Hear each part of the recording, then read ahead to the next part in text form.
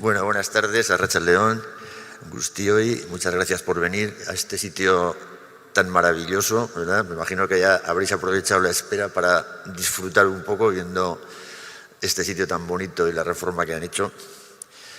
Y gracias una vez más por venir a estas actividades que intentamos organizar desde ANAPAR, al principio mensualmente, y que pues nos hace mucha ilusión el ver la repercusión que tienen y que las tomáis con interés, porque quiere decir que, bueno, que temas que os motivan y que bueno, pues que algo positivo por lo menos sacamos dentro de estas esperanzas para solucionar los problemas que tenemos con la enfermedad de Parkinson. Este mes tenemos, por un lado, esta charla de hoy y dentro de exactamente el miércoles 29 de mayo, el taller, que me imagino que ya algunos de vosotros y vosotras estaréis apuntados, que ya está completo, o sea que ya, bueno, el que no se haya apuntado pues se siente, ¿no? Pero porque ya se ha completado, pero ha tenido también mucho éxito y mucha acogida entre las personas sociales de ANAPAR. Entonces, hoy vamos a tener una charla de la doctora Gloria Martí, a la cual algunos de vosotros ya conoceréis, porque, bueno, porque he visto, tienes aquí también algún paciente, ¿no? Y, bueno, pues la doctora Gloria Martí es médica neuróloga del Hospital Universitario de Navarra, realizó el doctorado en la clínica universitaria con la doctora Charo Lukin, también gran amiga y colaboradora de ANAPAR, y hoy se ha prestado a dar esta charla de un tema que siempre nos anima y nos gusta y lo vemos con curiosidad y con esperanza, ¿no? Que es los avances en la investigación y en el tratamiento de la enfermedad del Parkinson, sobre todo en Parkinson avanzado. Entonces, bueno, como aquí lo que habéis venido es a oírle a ella y las cosas que nos va a contar, pues os dejo con ella y, por supuesto, cuando termine, pues si alguien quiere alguna aclaración, alguna pregunta, tenemos aquí 2 micrófonos, o sea que podréis hablar y preguntarle todo lo que queráis. Muchas gracias. Bueno, muchas gracias por la presentación, Pepe. Bueno, yo soy Gloria Martí, tal como algunos ya me conocéis, otros no. Soy neuróloga de profesión y, en primer lugar, gracias a vosotros y a vosotras por estar hoy aquí. Espero que con esta sesión aprendamos todos. Yo aprenderé de vosotros, de las preguntas de cada una de ellas, y yo espero transmitir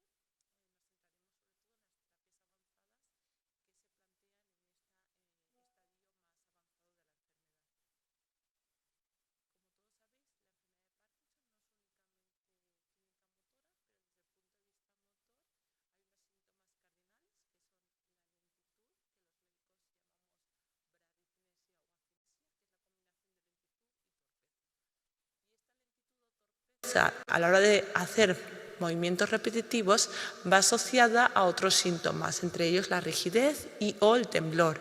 Todos sabéis que no todos tiemblan, no todos tenemos un claro predominio de la rigidez. Somos diferentes, pero todos nos llamamos enfermedad de Parkinson. ¿Y por qué acontece esta enfermedad? Pues es una enfermedad neurodegenerativa. ¿Esto qué quiere decir? Pues que hay una serie de neuronas que van degenerando. Y estos síntomas motores que os he comentado antes van relacionados con una pérdida neuronal en una región concreta. Se llama sustancia negra. ¿Vale? En esta parte del cerebro, la sustancia negra lo que engloba son las neuronas que fabrican dopamina. ¿Vale? Y lo que se observa es una degeneración progresiva, una disminución del número de estas neuronas, ¿vale? Pero las que quedan, además, no funcionan del todo bien. En una persona normal, esta fábrica de la dopamina genera dopamina, ¿vale? Que a través de unas vesiculitas se van excretando en una zona que es el terminal sináptico y hace un efecto en la neurona que va después, ¿no? En la diana. En cambio, en los enfermos de Parkinson, que es el apartado de aquí posterior, lo que vemos es que secretan menos cantidad de dopamina. A mí me gusta hacer un símil siempre en la consulta y siempre os lo transmito. Es como si tuviésemos una fábrica de dopamina en el cerebro. Las personas normales fabrican el 100%. Los pacientes que acontece una degeneración que van a desarrollar posteriormente una enfermedad de Parkinson van degenerando poco a poco y esa fábrica cada vez genera menos dopamina. ¿Cuándo es el umbral a partir del cual empezamos a notar los síntomas? Pues cuando esa dopamina llega al 40% de lo que es normal para tu edad y género, ¿vale? Cuando alcanzamos niveles por debajo de ese 40%, aparecen los primeros síntomas. Y en general tardáis entre 6 meses, los que estáis más inquietos, y 2 años en venir por primera vez al neurólogo, a nuestras consultas externas. ¿Vale? Allí es donde solemos diagnosticar de que existe algo, un parkinsonismo, que parece una enfermedad degenerativa y podemos hacerlo en base a lo que vemos clínicamente y lo que nos contáis y a veces también pedimos una serie de pruebas para apoyar el diagnóstico. Conforme evoluciona la enfermedad, estas neuronas van siendo cada vez menos y generan menos dopamina. Y en torno a los 4 o 6 años de evolución de la enfermedad, que ya estamos en estadios aún bastante tempranos, la fábrica solo fabrica un 10% de la dopamina que fabricaría una persona sin alteración, ¿vale? Cuando estamos en torno a esa situación del 10% es cuando empiezan a aparecer lo que llamamos fluctuaciones, ¿vale? ¿Y qué es una fluctuación? Pues es que mi estado de físico o no físico, es decir, el estado motor o el no motor, fluctúa, cambia a lo largo de un día. ¿Por qué ocurre esto? Pues la fábrica, es decir, lo que yo genero por mí misma es el 10%. Por tanto, empiezo a depender de si aporto algo externamente. ¿Cómo se podría aportar algo externamente? A través de medicación, ¿vale? Esto es un paciente con enfermedad de Parkinson que está tomando una pastilla de levodopa. Esta pastilla pasa desde la cavidad oral hasta el estómago, tarda un tiempo hasta que pasa a la primera parte del intestino que se llama duodeno y es en ese punto, el punto no funciona aquí. Es en ese punto donde se absorbe la levodopa. La levodopa es el precursor de la dopamina en el cerebro. La levodopa pasa a la sangre y se distribuye por todo el organismo, no solo el cerebro. Cuando llega al cerebro va a atravesar una barrera entre la sangre y el cerebro, que se llama barrera hematoencefálica. Pasa, las neuronas captan la levodopa y la transforman en la dopamina, ¿vale? Generando un efecto. Entonces, cuando tengo insuficiente dopamina que genero yo, empiezo a depender de lo que ocurre en la sangre, porque es mi fuente principal de dopamina, ¿vale? Entonces, ¿qué pasa cuando yo tomo una pastilla? Pues que las concentraciones, esta es una gráfica que ilustra las concentraciones en la sangre de levodopa. Yo tomo la pastilla aquí. Creo que lo voy a hacer mejor aquí, yo creo. No me deja. Pues como veis, tomo la pastilla a las 0 horas, sube, hace un pico en la primera hora y luego baja rápidamente al cabo de las siguientes horas. De hecho, no llega a alcanzar las 6 o 8 horas entre toma y toma que habitualmente tomáis la levodopa, ¿vale? Por tanto, es normal que conforme progresa la enfermedad fluctuemos. En esta gráfica lo que os muestro es el efecto clínico a nivel vertical y a nivel horizontal, la toma de la levodopa y el tiempo en horas desde que tomo la toma de levodopa. El primer apartado es en los primeros años de enfermedad, cuando mi fábrica aún está al 40% de rendimiento. Por tanto, esa dependencia de lo de fuera es solo parcial. Yo, si no tomo la medicación, tengo síntomas, ¿vale? El efecto clínico vemos desde el punto de partida.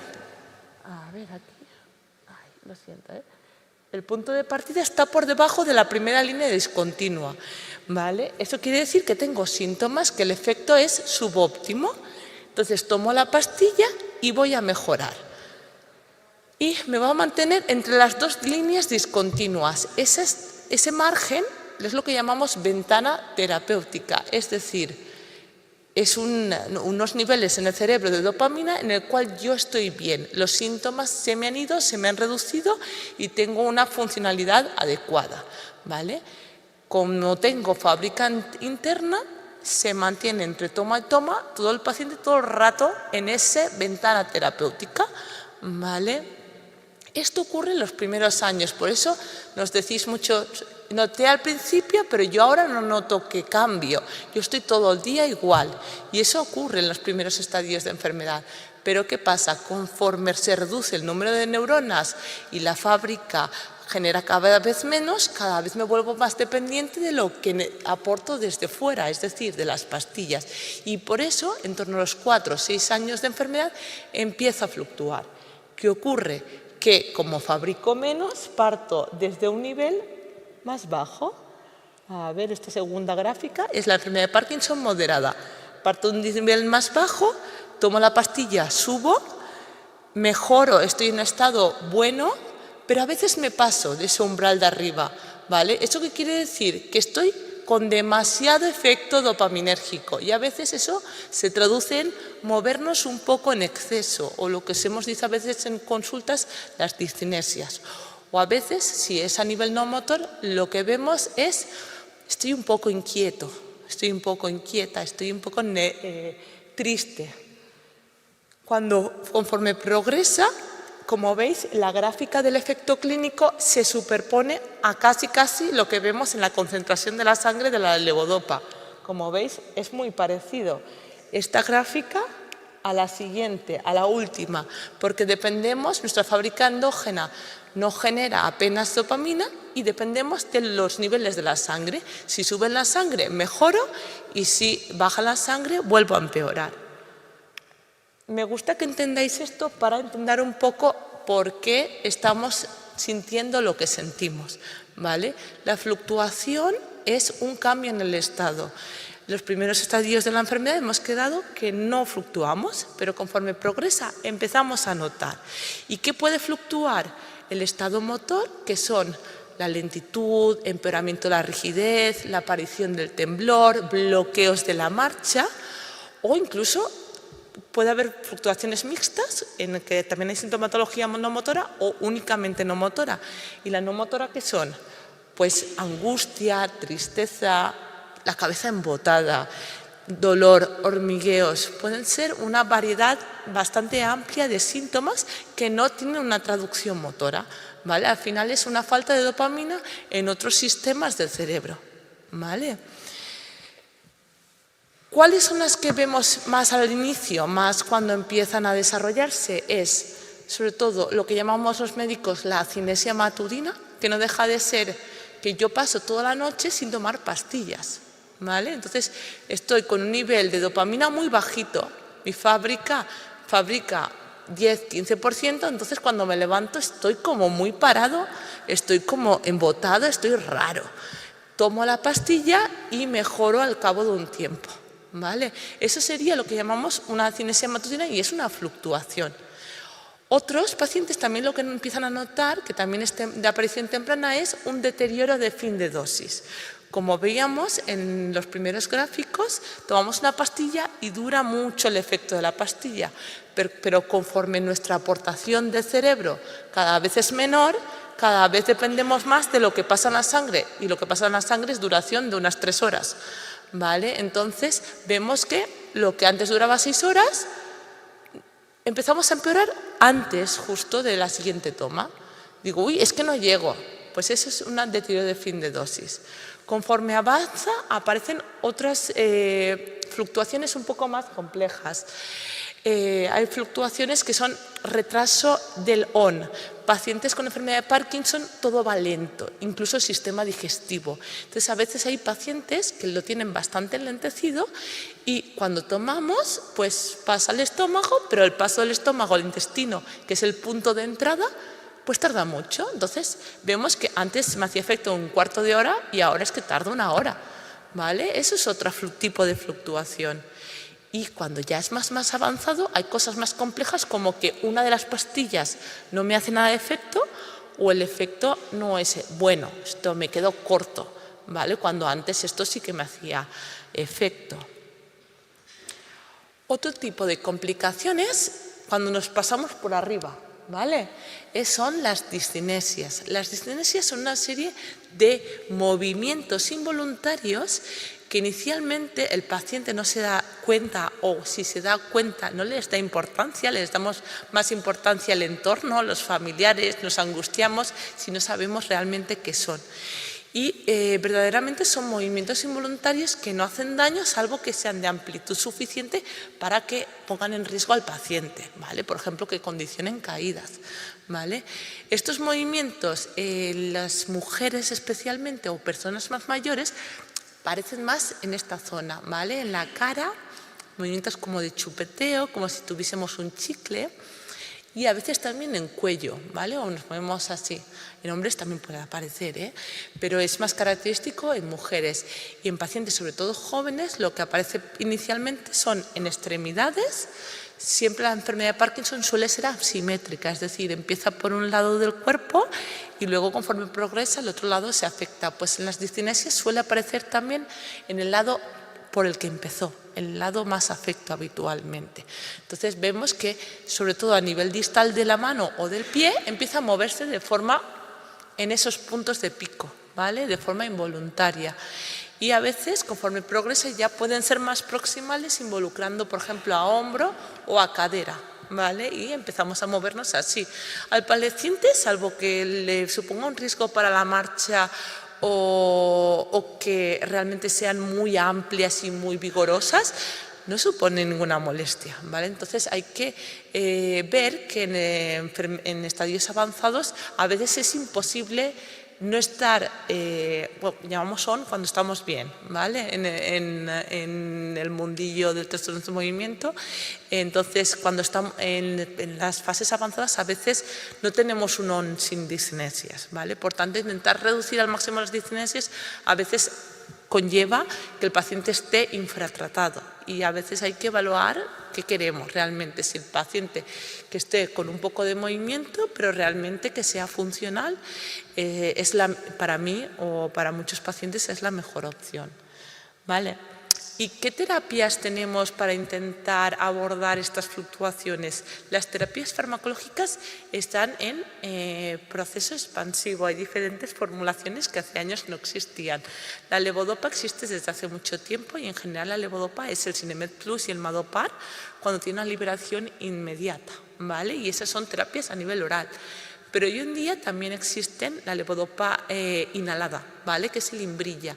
Es un inhalador que tiene un efecto mucho más rápido que la levodopa cuando pasa por el tubo digestivo, porque tiene que primero absorberse y luego pasa por el filtrado del hígado. En este caso, inhalamos y pasamos a nivel arterial directamente, ¿vale? Entonces, el Imbrilla nos sirve mucho para salir de bloqueos que son esperados o inesperados, ¿vale? Es decir, pues la dosis de las 4 es que me quedo bloqueada a las 3, pues a las 2:45 me tomo 2 inhalaciones del Imbrilla o también incluso por la mañana. Pues tengo mucha torpeza por la mañana, lo que hemos llamado antes acinesia matutina, ¿no? Pues por la mañana junto a la primera pastilla me puedo tomar Imbrilla y aunque ahora estoy más avanzado y se me retrasa ese ON, pues con el Imbrilla podemos arrancar antes, ¿vale? Es como una terapia de inicio precoz y que ayuda a la terapia de levodopa oral, ¿vale? También tenemos la levodopa, pero de liberación retardada, ¿vale? ¿Para qué lo solemos utilizar este tipo de terapias? Por la noche. Porque si no tomamos nada por la noche, como nos pasamos casi 8 horas sin tomar medicación, por la mañana nos levantamos muy parados, lo que es lógico porque si la fábrica nuestra no genera, nuestro estado motor y no motor por la mañana es muy incapacitante a veces, ¿vale? Hay otras terapias que lo que intentan es hacer que se elimine menos la levodopa y, por tanto, mantener más alta la dopamina en los tejidos, ¿vale? Por un lado tenemos en los tejidos del cuerpo, en todos los tejidos, una enzima que se llama COMT, ¿vale? Entonces, si inhibimos esa enzima, ese fármaco que pasa a la sangre se elimina con menos velocidad y tenemos niveles más altos, por tanto llegan al cerebro más cantidad de levodopa. Esto lo conseguimos con 2 fármacos y COMTs hoy en día en el mercado, que es la opicapona, que es el famoso Ongentys, la marca comercial, o la entacapona, que asociado a levodopa se llama Stalevo, esa es la marca comercial. Y luego podemos inhibir la eliminación en el cerebro, ¿vale? A través de inhibir la enzima MAO, que es la que degenera la dopamina que se secreta en el cerebro, la va eliminando. Entonces, si lo paras, esa vía de eliminación, te dura más la dopamina del cerebro y nos encontramos mejor. Eso es lo que hacen la safinamida, el Xadago y la rasagilina, que se toman una vez al día. Luego, también tenemos otras cosas que se llaman agonistas dopaminérgicos. Por el perfil solemos darlo sobre todo en pacientes relativamente jóvenes, más jóvenes, o que no tengan afectación cognitiva si son pacientes con edades más avanzadas, ¿vale? Y tenemos desde parches de rogotina o también tratamiento oral con el ropinirol y el pramipexol, ¿vale? Y en el próximo año, en 2025, llegará la apomorfina. Hasta ahora teníamos bombas de infusión de apomorfina, el pen subcutáneo, pero el pen subcutáneo, como se absorbe muy rápido, tiene muchos efectos adversos y no nos viene bien para todo el tipo de pacientes. Entonces, el 2025 probablemente salga a principios de año apomorfina sublingual, que se ha visto que el perfil de efectos adversos es mucho mejor que cuando lo aplicamos con el pen directamente a dosis altas en la piel, ¿vale? Después, otros fármacos que se utilizan menos por el perfil de efectos adversos son la mantadina o anticolinérgicos. La mantadina a veces la damos cuando los movimientos involuntarios, es decir, las discinesias, son molestas, y los anticolinérgicos, sobre todo en pacientes jóvenes sin afectación cognitiva, cuando tiemblan mucho y es resistente a la levodopa, ¿vale? Aunque cada vez se utilizan menos porque son sucios, tienen muchos efectos adversos. Cuando, a pesar de todo este arsenal que tenemos, que es bastante, aquí lo he resumido, pero es bastante, y tenemos ahí un juego de unos 2, 3, 4, 5 años para ir manejando desde que aparecen las fluctuaciones. Con cada persona este ritmo es diferente y depende mucho del género, ¿vale? Las mujeres tienen mayor tendencia a los movimientos y a las fluctuaciones.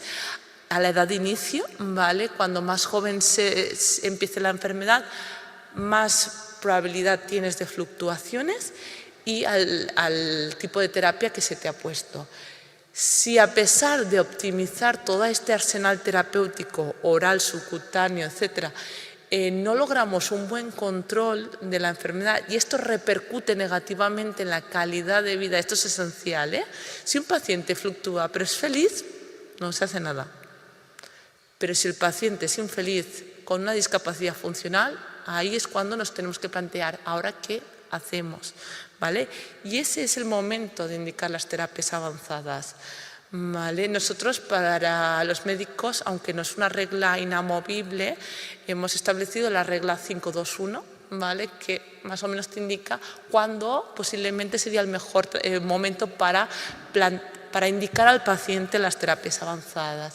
5 se refiere a unas 5 tomas de levodopa, ¿vale? De Madopar o Sinemet Plus. 2, que al menos haya 2 horas de estado off, de estado malo al día, que eso fácilmente, si os ponéis a contar, lo conseguís. Y 1 hora al menos de estado on con discinesias, ¿vale? Realmente es un objetivo poco ambicioso. Muchos pacientes estáis peor que esta regla de 5-2-1. A mí, en consultas me gusta abordar el tema cuando ya os llevo conociendo 2 o 3 años, es decir, los primeros años de enfermedad, y antes incluso que notéis las fluctuaciones. Yo creo que es importante educaros para que cuando llegue el momento la decisión se tome fácil, se tome rápido, porque ya estéis instruidos. Y para mí este tipo de charlas son muy importantes por ese motivo. Cuando ocurre ese punto, ese momento, es ideal que empecemos con las terapias avanzadas. ¿Y por qué? Porque todas ellas, sin excepción, han demostrado que reducen de forma sustancial las fluctuaciones en el paciente. Las discinesias, algunas las reducen y algunas las dejan igual o incluso las empeoran un pelín, pero sobre todo todas mejoran la calidad de vida del paciente respecto al mismo paciente que decide no dar ese paso, ¿vale? Entonces, al final son terapias que tenemos a nuestra disposición y que a veces por desinformación no damos el paso o por miedos que pueden ser fundados y es totalmente lícito no dar el paso, pero si son infundados es una pena porque te estás perdiendo vida de buena calidad. ¿Qué tipo de terapias avanzadas existen? Dos grandes bloques, infusión o cirugía, ¿vale? Entonces, ¿de qué terapia es la mejor para mí?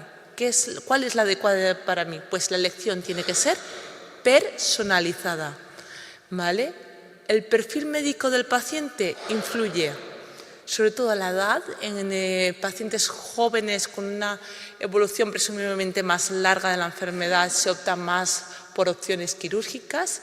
El riesgo quirúrgico, pues que aunque sea joven, si tiene un alto riesgo quirúrgico, pues no le vamos a ofrecer o le vamos a decir los riesgos que existen asociados a la cirugía. Que hayan trastornos neuropsiquiátricos descompensados influye, la depresión o la psicosis, y el estado cognitivo influye mucho, ¿vale? Por ejemplo, como os indicaré luego, importa mucho para la cirugía, no importa tanto para las terapias de infusión. Es decir, no es contraindicación absoluta para las terapias de infusión, ni mucho menos. Y el temblor resistente a la levodopa también es un factor que influye mucho, porque si tú tomas levodopa y a pesar de ello tienes temblor, ahí sí que es un candidato ideal para terapias quirúrgicas, ¿vale? Obviamente, el segundo pilar es la preferencia del paciente. Yo puedo pensar y explicar y detallar y argumentar que es un paciente candidato ideal para X terapia, pero si el paciente no quiere operarse o el paciente no quiere bombas de infusión, yo no puedo hacer nada, ¿vale? Y sobre todo también, sobre todo en las terapias de infusión, el que haya un soporte familiar, ¿vale? Que pueda ayudar al paciente de cara a manipular las bombas de infusión. En primer lugar, vamos a hablar de la cirugía, ¿vale? La cirugía, ¿cuáles hay? Está, por un lado, la estimulación cerebral profunda, que se basa en la colocación de unos electrodos a nivel cerebral y que modulan cómo funcionan los circuitos cerebrales. Y por otro lado, técnicas que lo que hacen es hacer una lesión en el cerebro. Vamos a ir poco a poco hablando de cada una de ellas. La estimulación cerebral profunda. Aquí, como vemos, los requisitos, la edad. Edad es importante, ¿vale? Se pone el límite de 70 años, pero cada vez más es un lapso entre 70 y 75 años, porque hay casos donde el estado motor, no motor y cognitivo es excelente y se operan, ¿vale? O sea que no por tener 71 años ya estás descartado completamente, sino que se individualiza cada caso. No ha de haber sí o sí, eso es verdad, deterioro cognitivo. Alteraciones cognitivas muy sutiles y leves podría plantearse, pero en general quedados con la norma de que no ha de haber un deterioro cognitivo. Si vosotros lo notáis es que probablemente hay algo más allá. Que sea un paciente con bajo riesgo quirúrgico, ¿vale? Para minimizar el riesgo de complicaciones. Y que no haya alteraciones psiquiátricas descompensadas, porque se sabe que la estimulación cerebral profunda podría descompensar algo que no esté totalmente compensado. Fortalezas, pues que a diferencia de las infusiones no hay dispositivo, no hay bomba externa que cargue el paciente. Es la terapia de elección cuando hay un temblor resistente a la levodopa, que una vez pasado el tiempo de cirugía y el primer mes, 2 meses, que es cuando puede acontecer, pues puede necesitar más a la familia, el paciente simplemente se tiene que comprometer a ir a las revisiones y puede ir solo, ¿vale? No es tan necesario ese soporte familiar, que se ha demostrado un efecto a largo plazo, inclusive más allá de los 10 años después de la implantación, y que se adapta a una enfermedad que es dinámica, es evolutiva. Es decir, nosotros por poner electrodos no modificamos el transcurso de la enfermedad, pero modulamos. Y esa modulación cambia en función de cuál es el problema. El problema en el tiempo 1 puede ser A, pero el problema 10 años después puede ser B. Yo puedo cambiar esos parámetros y adaptarme a la enfermedad del paciente. ¿Cómo es el circuito? ¿Vale? Vemos un paciente que es candidato ideal para la cirugía. Hacemos una preselección en consultas, lo comentamos con el paciente, vemos que es candidato ideal, el paciente también prefiere cirugía y lo derivamos a la Clínica Universidad de Navarra. Allí se hace una valoración integral, donde lo ven clínicamente un neurólogo, un neurocirujano, se hace una evaluación neuropsicológica para ver el estado cognitivo y confirmar que está bien, una resonancia cerebral para ver que no hay ninguna lesión que descarte la opción quirúrgica. Y si tienes dudas de si el paciente responde o no a la levodopa, puedes hacer un test, es decir, venga usted sin medicación desde X horas, 12 horas antes, sin tomar nada, vendrá usted en off, veo cómo está en off, le doy la medicación a una dosis más alta de la habitual y veo la respuesta, ¿vale? ¿Por qué hacemos esto? Porque es súper importante que tenga respuesta a la levodopa. Lo que vamos a conseguir con la cirugía va a ser tu mejor estado con la levodopa, salvo con la excepción del temblor, que el temblor también puede mejorar aunque sea resistente a la levodopa, ¿vale? Las dianas, ¿dónde introducimos el electrodo? Lo que hace el electrodo es estimular una frecuencia muy alta que inhibe la función de ese núcleo, ¿vale? Son una circuitería muy compleja que están conectadas entre sí, inhibiendo una de las regiones logramos una mejoría, el resultado es una mejoría. Los pacientes con enfermedad de Parkinson, donde el temblor es la manifestación más y principal y apenas hay lentitud o rigidez, son pacientes candidatos ideales para poner el electrodo en el tálamo, ¿vale? Que es el BIM, que es la diana terapéutica también en el temblor esencial, que no sé si habéis escuchado hablar y que probablemente sí. Luego, si el paciente es un paciente con enfermedad de Parkinson típico, es decir, que hay más o menos de forma equilibrada rigidez, lentitud y o temblor, la mejor diana es el núcleo subtalámico y es la más frecuente, ¿vale? Y todas estas mejoran el estado motor, reducen las discinesias, sobre todo porque te permite quitar medicación, ¿vale? Y simplificar mucho el tratamiento. Pero en cambio, en aquellos pacientes donde los movimientos son el verdadero problema, sin tanta lentitud o rigidez, o posturas distónicas, que son posturas anómalas, incluso dolorosas, ahí el globo pálido se plantea como una terapia de interés porque mejora mucho esas discinesias, ¿vale? O sea, que la elección de la diana, que va a ser algo más puramente médico, tiene un porqué de cómo eres tú y cómo es tu enfermedad. ¿Qué hacemos? ¿Cuál es el circuito el día de la cirugía que va a pasar? Pues hay que colocar un marco de estereotaxia, ¿vale? Es esta cosa rara que lleva esta paciente, donde es al final un marco metálico donde permite que se ve en el escáner y permite fusionar el escáner con la resonancia obtenida previamente, ¿vale? ¿Esto para qué es? Para saber dónde está la diana, ¿vale?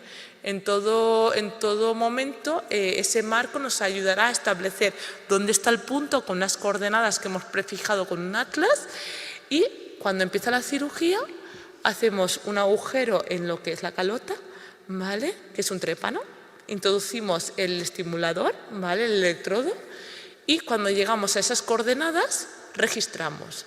Por así decirlo, cada núcleo es como que tiene una melodía, suena diferente, ¿vale? Entonces, si escuchamos la melodía de ese núcleo, sabemos que estamos ahí. Para confirmarlo, en algunos centros el paciente está despierto o se le despierta en ese momento. Entonces, lo que vemos es, estimulando más fuerte, vemos que el núcleo deja de funcionar y que el paciente, que tiene una lentitud, empieza a mejorar y lo ves. Entonces, puedes ver que está bien colocado uno y determinar cuál es el mejor punto de estimulación, ¿vale? Entonces, puedes ver el efecto clínico y si tiene efectos adversos o no, que eso también es importante. Eso depende de la localización, ¿vale? Una vez hecho en un lado, hecho en el otro lado, se dejan los cables en el exterior, se tunelizan los cables y se conectan a la batería que se deja a nivel infraclavicular, aquí. Está a nivel subcutáneo de la piel, no se ve desde fuera nada, ¿vale? Y no duele, al final eso se queda integrado y tú apenas no lo notas. ¿Qué pasa después? Pues hay un postoperatorio, como todos los postoperatorios, y ahí empezamos el ajuste de la medicación y en las próximas semanas que ya vas a casa sigue el ajuste de la programación y de la medicación. Van reduciéndote conforme te van adaptando a la estimulación, van reduciendo la medicación y simplificando. El primer mes se hace el ajuste habitualmente en la clínica y si es un paciente estándar que todo funciona bien o de forma normal, se deriva a partir del mes de vuelta al Hospital de Navarra, donde el doctor Clavero es quien gestiona la consulta de trastornos de movimiento de cirugía. ¿Vale? Efectos adversos. Como todo, tiene efectos adversos. Los fármacos también.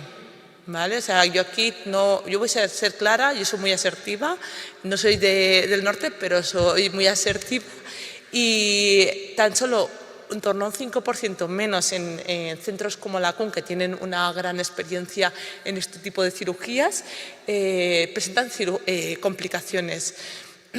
La mayoría son las relacionadas con la cirugía, el 90%. Y aunque son infrecuentes, pues a algunos pacientes se les puede infectar en algún punto el cable, ¿vale? Puede haber pequeñas hemorragias que en la gran mayoría de los casos no son sintomáticas, es decir, nosotros hacemos el escáner al día siguiente y vemos que hay una pequeña hemorragia, pero no le da síntomas al paciente, aunque en algunos casos, muy esporádicamente, sí que son más grandes y puede conllevar síntomas. Y toda cirugía, cuando sedas al paciente, tiene unos riesgos, ¿vale? Y algunos pacientes, aunque es muy infrecuente, pueden desarrollar arritmias inducidas por la anestesia. A largo plazo, esta terapia no da mucha guerra, no da apenas guerra.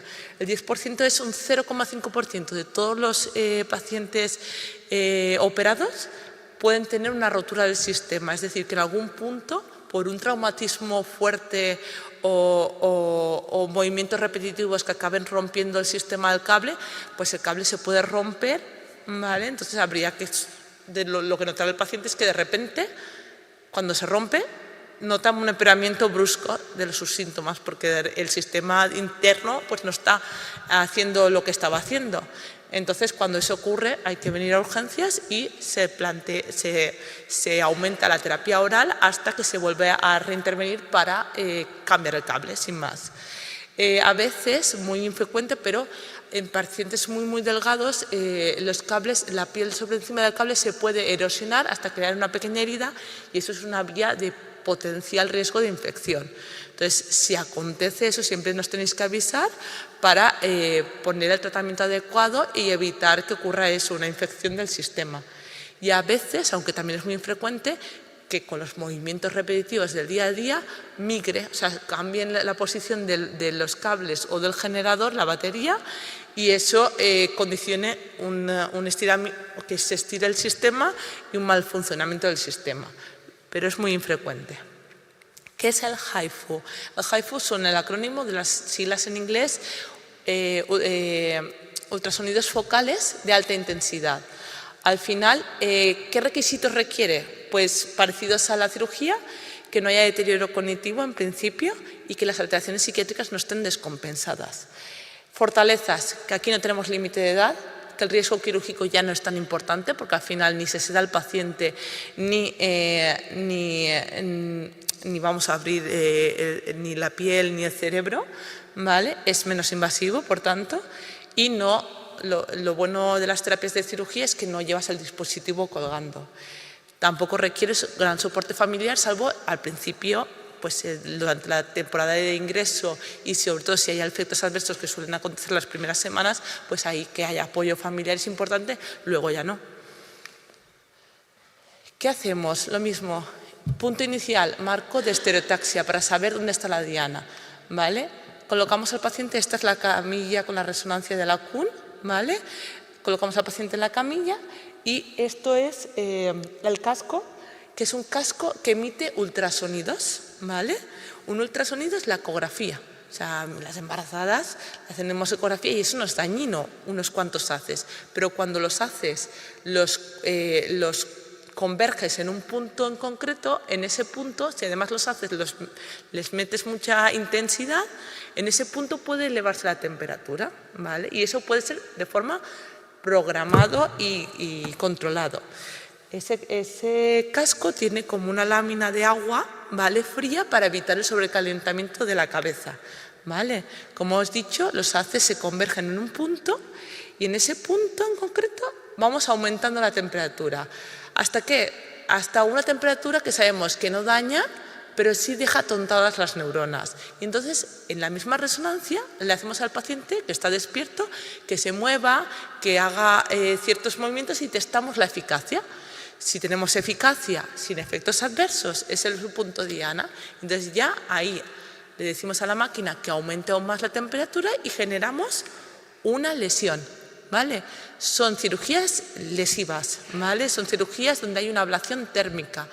En ese punto donde el núcleo está funcionando de más y altera todo el circuito, generamos una lesión, ¿vale? ¿Qué pasa? Que cuando hay una lesión, a veces alrededor hay un poco de hinchazón las primeras semanas, ¿vale? Entonces,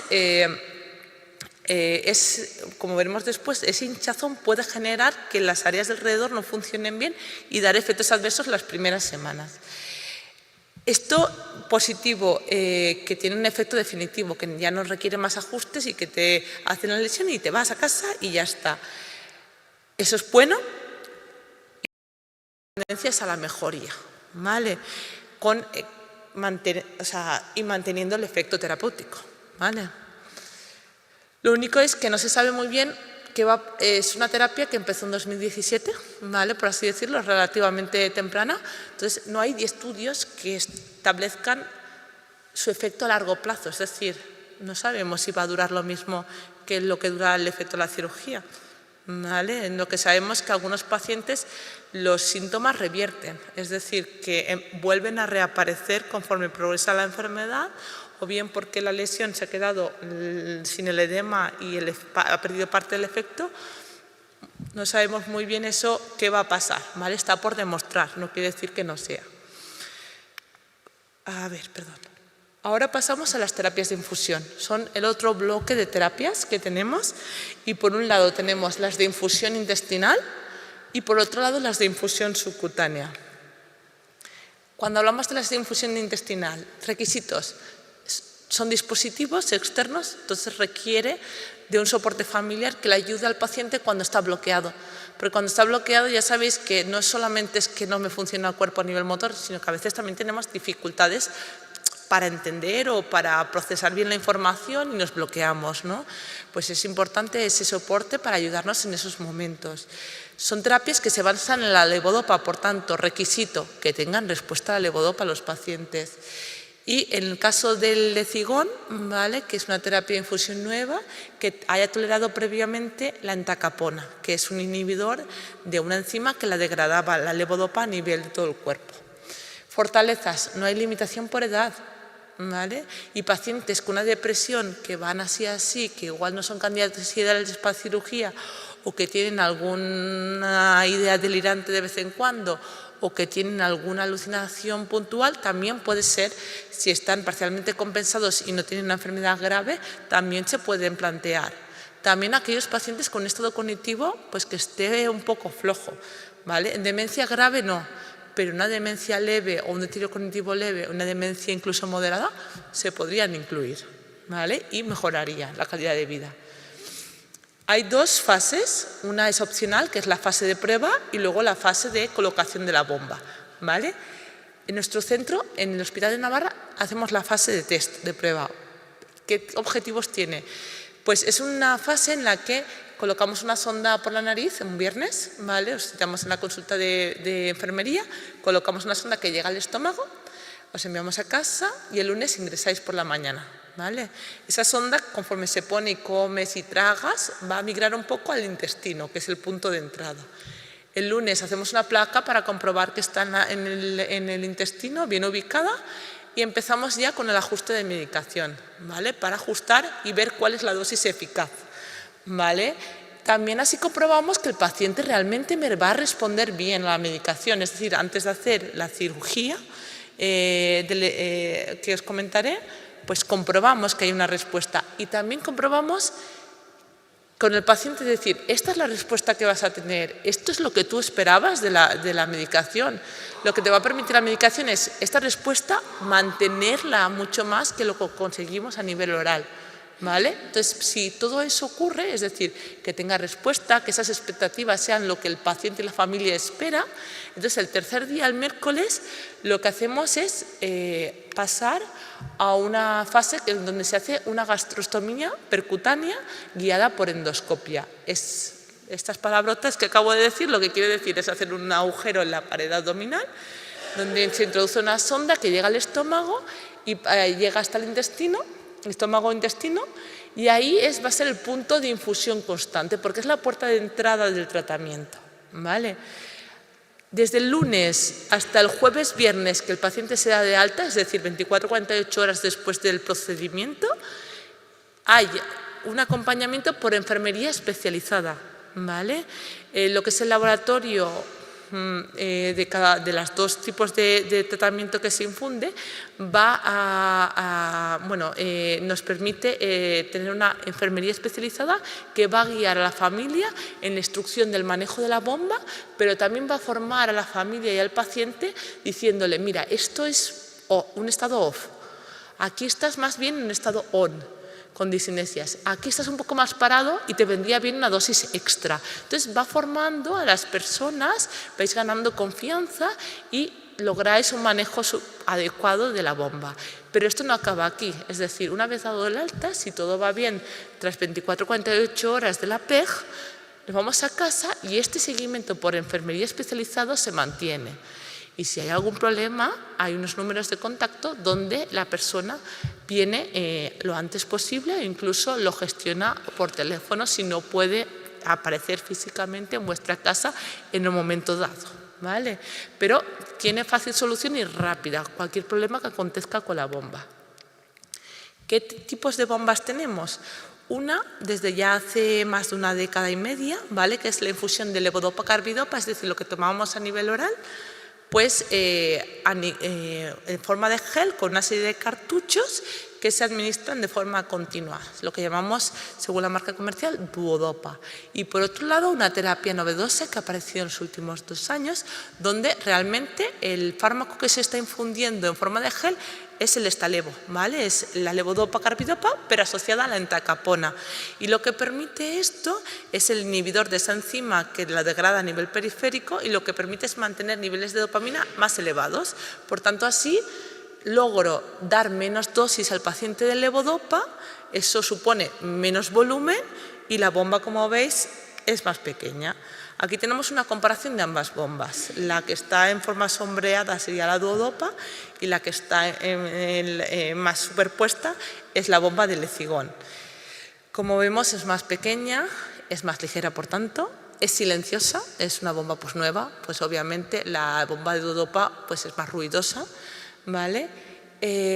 Permite lo que hemos comentado, rebajar la dosis de levodopa y por tanto todas las complicaciones derivadas de esa infusión dopaminérgica.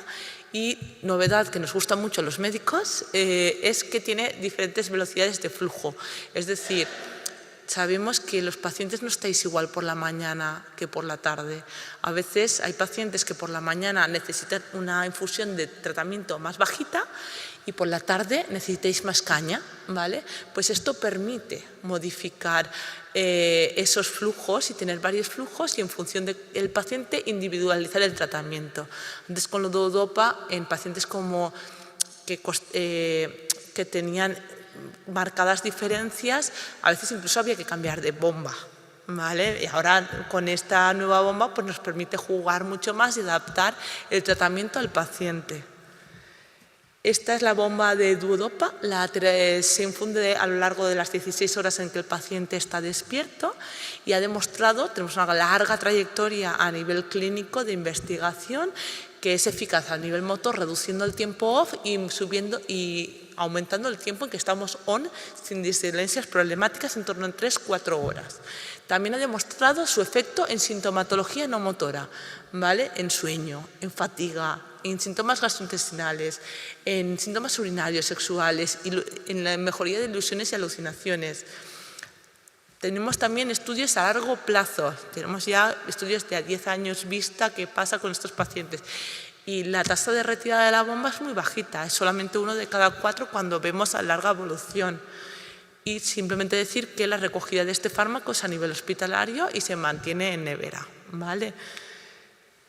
La bomba de Lezigón es nueva, de momento solo tiene aprobación para la infusión durante las horas que estamos despiertos. La bomba de Duodopa se ha comprobado, porque tenemos tanto tiempo de evolución, que a algunos pacientes donde hay un marcado deterioro por la noche se le puede poner. De momento la Lezigón no se ha estudiado, la lógica dice que sí, pero de momento no se ha estudiado. Y se puede plantear tanto en un paciente de novo, es decir, le toca el momento de las terapias avanzadas y decido que el paciente es candidato a infusión, pues una bomba de Lezigón, o son pacientes que con la duodopa pues no acaban de funcionar bien, bien por el peso de la máquina, bien por el ruido, bien porque no acabamos de ajustarlos bien con esta, pues se puede plantear el cambio, ¿vale? Esas opciones tenemos, aunque sí que es verdad que la evidencia es más limitada, ¿vale? El beneficio, los estudios clínicos que tenemos hasta el momento apuntan a que es similar a la duodopa, lo cual es lógico, ¿vale? Y el perfil de seguridad del paciente es bastante parecido, pero falta por hacer ensayos clínicos que lo confirmen en la práctica clínica habitual.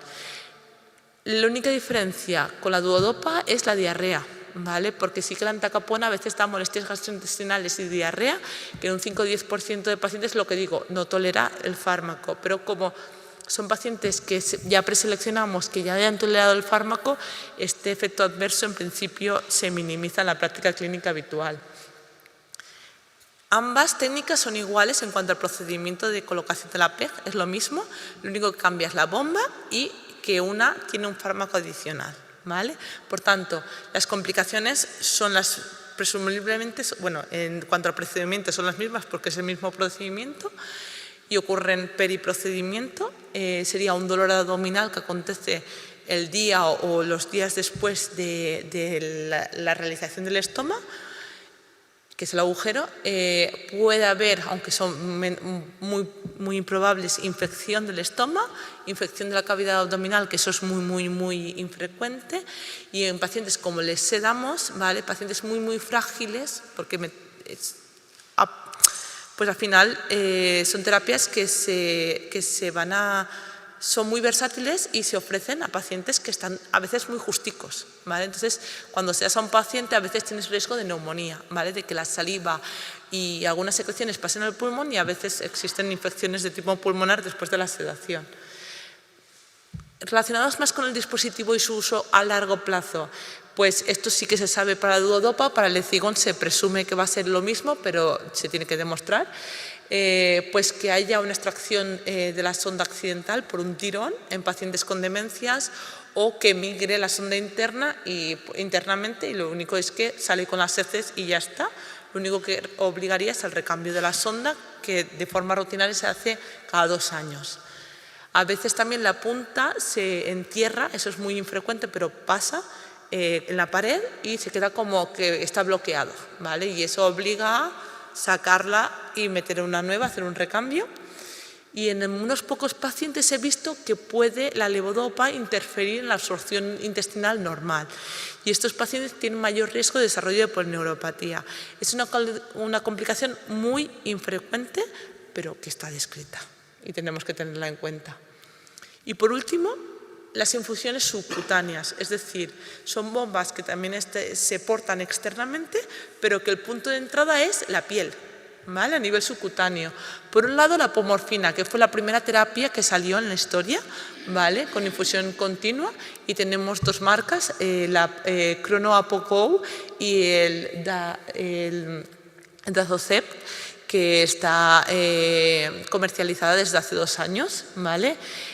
Al final, esta segunda marca, esta segunda empresa, lo que ha mejorado es la bomba, te permite cambios de flujos en función de cómo estás a lo largo del día, y el autoinyector. El autoinyector es una maravilla porque es este dispositivo de aquí abajo, a ver, bueno, el que tiene el botoncito, ahí lleva la aguja, tú lo metes limpias la piel, aprietas el botón y ya se inyecta la aguja, tú no ves en ningún momento la aguja y se une al sistema, a los cables para unirlo a la bomba y simplemente lo portas como un cinturón en una bandolera, ¿vale? Al otro lado, a la parte derecha de la diapositiva, lo que vemos es las infusiones de levodopa. Comercializadas solamente está la de la más a la derecha, que es la foslevodopa, foscarbidopa, que es de la marca AVI, y luego más a la izquierda está la de Neuroderp, que está a punto de comercializarse. Y son bombas de infusión de la levodopa, ¿vale? Que es lo que tomamos a nivel oral todos los pacientes. En cuanto a la apomorfina, requisitos, es una bomba, por tanto, soporte familiar para manipular la bomba, contraindicado por el perfil de efectos adversos del mismo fármaco, pacientes con una psicosis, depresión, demencia o tendencia a la hipotensión marcada. Fortalezas, que sabemos mucho de esta terapia porque fue la primera comercializada, tenemos mucha experiencia con ella, no hay limitación por edad, salvo que los pacientes mayores tienen mayor riesgo de alteración cognitiva y que es mínimamente invasivo. Oye, lo probamos y si no funciona se quita, ¿vale? Eso, las terapias de infusión subcutánea tienen esa gracia, por así decirlo. Es un agonista dopaminérgico, por lo que no permite, en algunas terapias sí que conseguimos quitar toda la medicación adyacente, en esta nos cuesta, ¿vale? Nos cuesta porque al final la levodopa es la que mejor funciona, ¿vale? Ha demostrado efecto en la clínica motora y en la clínica no motora, en sueño, síndrome de piernas inquietas, molestias gastrointestinales, urinarias, fatiga y apatía. Fatiga y apatía es de la que más mejora, ¿vale? El perfil de efectos adversos en 1 de cada 5 pacientes al inicio, hasta que el cuerpo se acostumbra, da un poco de somnolencia, bostezos, náuseas y tendencia a la hipotensión. De hecho, damos domperidona inicialmente a muchos pacientes cuando empezamos para evitar esto del perfil de efectos adversos, que es pasajero y se va, ¿vale? En torno a la mitad de pacientes, como es una terapia de infusión subcutánea, a veces generan nódulos subcutáneos, ¿vale? Y esto se intenta prevenir con un cuidado bueno de la piel, con masajes, cada vez que te la quitas, masajes en la zona de infusión, pero en muchos casos son inevitables. Si son leves, no hay ningún problema, pero el problema es que se sobreinfecten esos pequeños nódulos, ¿vale? Y en aquellos pacientes que ya tenían alteraciones cognitivas previas, no es una contraindicación para poner la bomba, pero ojo, son los que más riesgo tienen de desarrollar alucinaciones, empeoramiento del estado cognitivo y descompensación de la clínica depresiva o de la psicosis que tuviesen previamente. Pasando a la última, que es la levodopa subcutánea, que es de aparición en el último año, se ha comercializado. Requisitos como toda bomba, soporte familiar, y que como es levodopa, respuesta a la levodopa, ¿vale? Sentido común. No hay limitación por edad, puede tener comorbilidad neuropsiquiátrica, algún grado de depresión, ideas delirantes, etc. Incluso puede tener un grado de demencia leve, moderada incluso. Y es mínimamente invasivo, se prueba y si no funciona, se quita. Tiene bastante gracia. La bomba es pequeñita, como veis ahí, es muy simple de utilizar. Se infunde durante todo el día, ¿vale? Incluso por la noche. Eso hace que los síntomas nocturnos estén mejor controlados, ¿vale? Tiene una dosis de carga que realmente, como se infunde durante 24 horas, solamente se emplea los primeros días de infusión. Dosis extra cuando nos quedamos más bloqueados y 2 flujos de perfusión, uno elevado para lo largo del día y uno más bajo para la noche, ¿vale? La evidencia clínica, llevamos 1 año de comercialización en la práctica clínica habitual, pues tenemos la evidencia clínica de los ensayos clínicos, pero nada más. La evidencia ha demostrado que es eficaz a nivel motor para reducir el tiempo en off y mejoría del tiempo en on. También ha mejorado la clínica no motora, todo relacionado con el sueño ha mejorado claramente.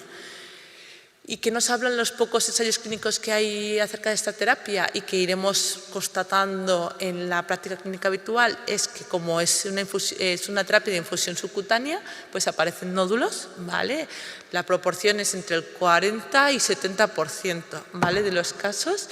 Hematomas en los puntos de inyección, que es algo, pues a veces cuando pinchas un pequeño capilar y provoca un pequeño hematoma, y muy raramente infecciones.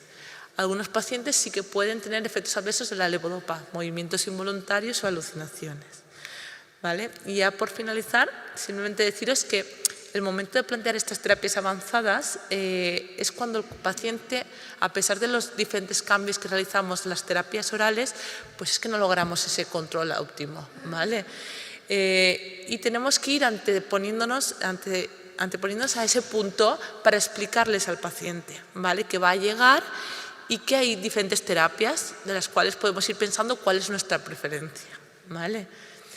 No debería retrasarse su indicación. Su retraso va ligado a un peor estado, ¿vale?, que tengamos menor probabilidad de éxito, es decir, si me opero o me pongo una bomba de difusión 7 u 8 años de evolución de enfermedad, tengo igual un 50% de mejoría y en cambio si lo hago con 15 años de evolución de enfermedad, igual mejoro un 20%.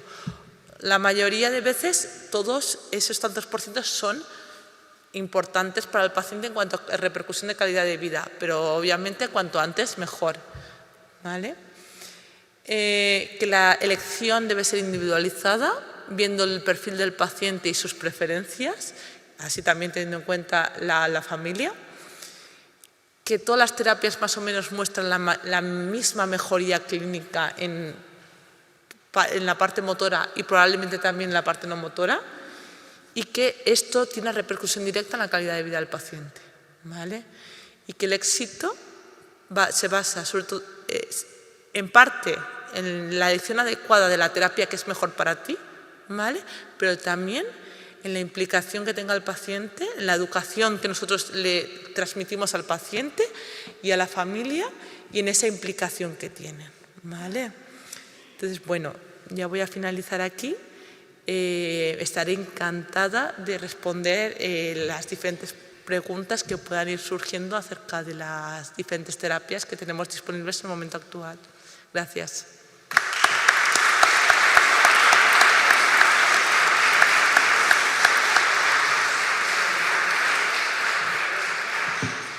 Bueno, muchísimas gracias. La verdad es que es una gozada el oír las explicaciones, porque ha sido una explicación clarísima.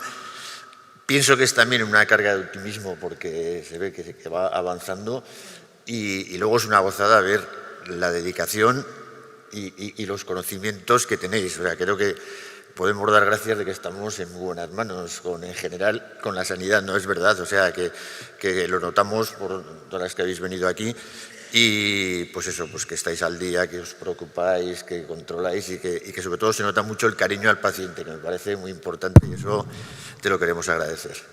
Entonces, bueno, ahora, como ha dicho ella, os puede contestar o los comentarios que queráis hacer o las preguntas o las dudas. Entonces hay por ahí un par de micrófonos, entonces si levantáis la mano y os dirán.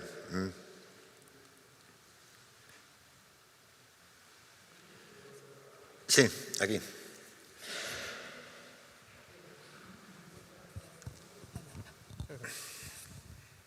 Buenas tardes. Mire, yo tengo 87 años. Hace unos 3 años que empecé con un poco de movilidad, o sea, que movía la mano izquierda. Ahora se me pasó a la derecha.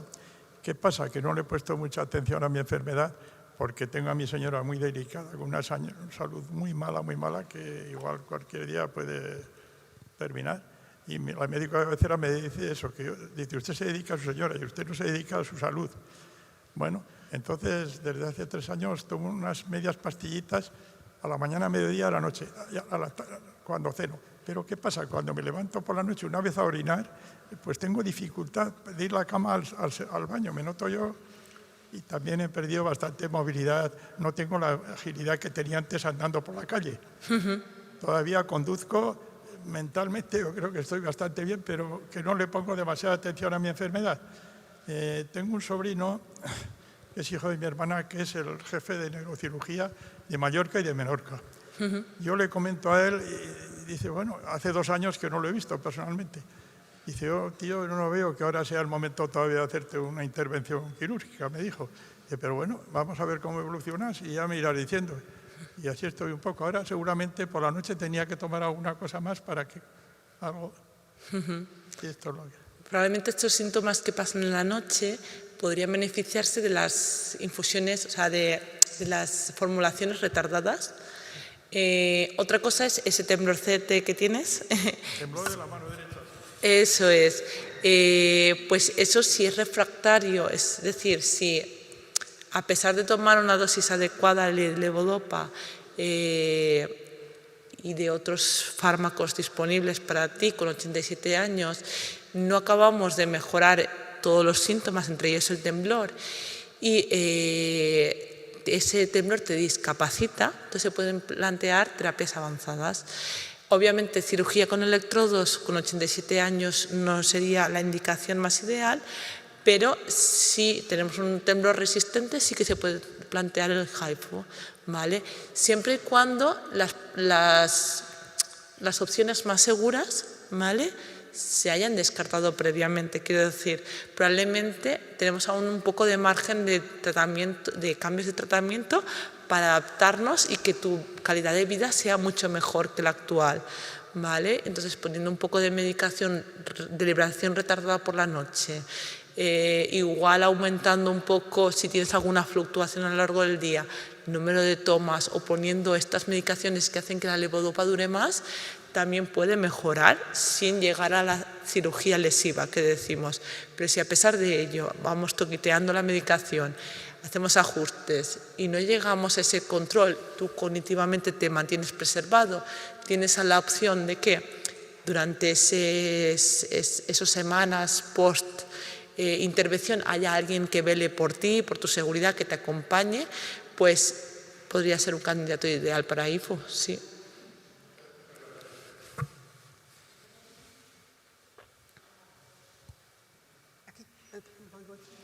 Antonio. Bueno, quisiera felicitar a la doctora Gloria Martí. Yo he constatado en algún grupo que nos reunimos que hay medicamentos que se recetan habiendo comprobado que en otros pacientes son perjudiciales. Entonces, yo creo que, por un lado, también habría que mejorar el plazo de visita a ustedes, porque esperar 6 o 7 meses es esperar mucho. En eso estoy de acuerdo. A ver, no estamos mal en cuanto a comparación relativo a otras comunidades. Yo soy valenciana, me formé en Barcelona, he trabajado en País Vasco y ahora estoy trabajando aquí, o sea que me he recorrido bastante parte del territorio nacional. Y sí que es verdad que en pacientes con enfermedad de Parkinson inicial, lo que solemos hacer aquí es cada 6 meses nos vemos, ¿vale? Según el compañero, tenemos más o menos lista de espera, pero suele ser en torno a 2 visitas al año. Cuando el paciente empieza a fluctuar, ¿vale?, ya solemos acortar ese periodo de visitas a 3 o 4 visitas al año, ¿vale? Cuando el paciente lleva terapias avanzadas, el paciente pues se individualiza, ¿no? Y cuando se coloca la terapia avanzada en esos primeros meses donde pueden haber más ajustes, sí que vemos incluso cada mes, varias veces o una vez al mes, ¿vale? Entonces, en principio se individualiza en función de las necesidades. Otra cosa es que nosotros presumimos que va a ir bien y que de repente ese paciente se descompensa por cualquier razón. En ese punto tenemos dispositivos que, si funcionan bien, la verdad que para nosotros nos ayudan a estar tranquilos con nuestros pacientes. Es que el médico cabecera se puede poner en contacto con nosotros y nosotros intentar solventar el problema a través telemático, ¿vale? O bien por teléfono os llamamos, o bien hablamos con el compañero de medicina de familia y ajustamos la medicación. Si vemos que es una cuestión que no queda clara únicamente por una llamada o por lo que nos comenta el médico cabecera, os adelantamos la visita, o al menos yo trabajo así, ¿vale? Yo estoy de acuerdo en que si el paciente está descompensado, hay que verlo con mayor frecuencia. Y también estoy de acuerdo contigo en que no todas las medicaciones sientan igual a todos los pacientes.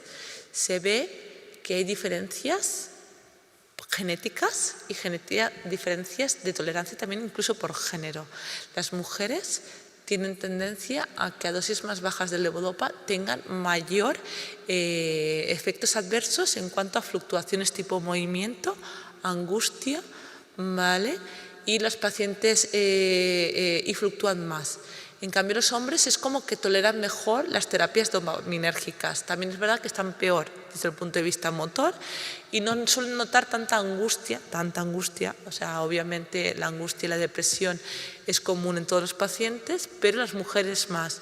También el resultado de los fármacos es diferente y además hay genotipos, es decir, variantes genéticas que sabemos hoy en día que pueden determinar que un paciente responda mejor o responda peor a diferentes fármacos, como la entacapona. ¿Qué pasa? El tema de la genética, a día de hoy, en la práctica clínica habitual, no se ha implementado, porque es muy caro, ¿vale? Hacer genotipado, pero tendría un interés. Y lo que sí que solemos hacer en los pacientes jóvenes, intentar empezar con dosis bajitas para que no empiecen a fluctuar. En las mujeres también no ser muy agresivos desde el inicio, ir poco a poco subiendo la dosis. Y si vemos en un paciente varón que tiene mayor riesgo, por ejemplo, de trastorno de control de impulsos con agonistas, pues informamos mucho de este tipo de efectos adversos que igual son más frecuentes en los varones. Entonces sí que intentamos individualizar, pero obviamente hay diferencias. Cada persona somos única y cada persona respondemos de forma diferente. Entonces sí, estoy de acuerdo contigo en ese aspecto y sí que ojalá pudiéramos vernos más, pero la verdad es que pues tenemos las consultas que tenemos y no me ponen más. Entonces yo no puedo hacer gran cosa salvo las que ya hacemos. Sí, muchas gracias por su brillante charla. Yo quería, porque no sé si ha hablado usted sobre el tema, me ha parecido que no, yo por lo menos no lo he oído.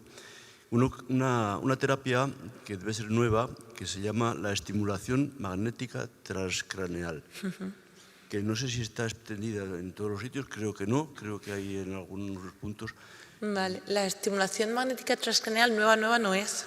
O sea, esto se conoce desde hace ya bastante tiempo y tiene, sobre todo, se trabaja en ella en investigación. ¿Vale? Al final lo que hace la estimulación magnética es establecer campos magnéticos con la corteza cerebral y sirve para muchas enfermedades, no solo la enfermedad de Parkinson. Entonces lo que hace es estimular el cerebro y las áreas que están un poco funcionando mal les activa un poco y hace que tenga un beneficio a corto o medio plazo de cierta mejoría en comparación con los grupos que no reciben ese tipo de terapias. Pero como la evidencia científica no tiene un peso claro y rotundo, no se oferta, al menos en el sistema de salud sanitario español. ¿Vale? En Eslovenia, por ejemplo, en Ljubljana, que sí que estuve, allí sí que se ofertaba para esclerosis múltiple, para epilepsia, en enfermedad de Parkinson no. Se ha visto que mejora el rendimiento cognitivo, incluso la marcha. ¿Vale? Según dónde estimules. Perdón, pero digo, podría decir que yo si me he enterado de esto es porque una persona que conozco que tenía una depresión profunda de 4 o 5 años, ya estaba, digamos, o sea, como medio desahuciada, pues se ha sometido al tratamiento por estimulación magnética transcraneal. Pero eso no será un shock electroconvulsivo. EMT, que se llama. Y entonces, bueno, pues... Claro, eso es una depresión endógena grave, que es otro tipo de enfermedad. Eso, normalmente, a veces se hacen shocks electroconvulsivos y otra de las terapias de mantenimiento, no cuando es muy grave, podría ser la estimulación magnética transcraneal. Pero ya te digo, tiene aplicaciones, al final lo que hace es que la circuitería que funciona mal, funcione mejor. ¿Vale? Entonces tiene aplicaciones muy amplias, pero al menos en los trastornos de movimiento y en las enfermedades degenerativas dentro del sistema de salud español no se contempla. O sea, posibilidad de haber existiría, ¿eh? Y tú vas a un centro privado y te dan la opción, pero claro... Si no es invasiva ni tiene ningún efecto secundario ni nada. Daño no hace, ¿vale? Y sí que mejorías, aunque sutiles, se ven. Entonces, yo creo que es una opción, pero no está englobada dentro de la cartera. Al final, nuestro sistema de salud público llega a lo que llega, desgraciadamente, y oferta lo que de forma clara y evidente ha demostrado su beneficio. Aquí el efecto es leve, pero efecto positivo se ha demostrado en muchísimas enfermedades, ¿vale? Y eso estoy totalmente de acuerdo. Yo probablemente si tuviese una enfermedad igual sí que lo probaría, porque si me funciona a mí, igual a otro compañero no le funciona con la misma enfermedad, pero si me funciona a mí, ¿por qué no hacerlo de forma mantenida? Porque no hay riesgos, ¿vale? Y en ese aspecto sí, pero como la rehabilitación también vendría muy bien, rehabilitación cognitiva y rehabilitación motora para todos los pacientes, pero a día de hoy no se oferta en la cartera de servicios habitual, limitan por algún sitio. Ya lo siento.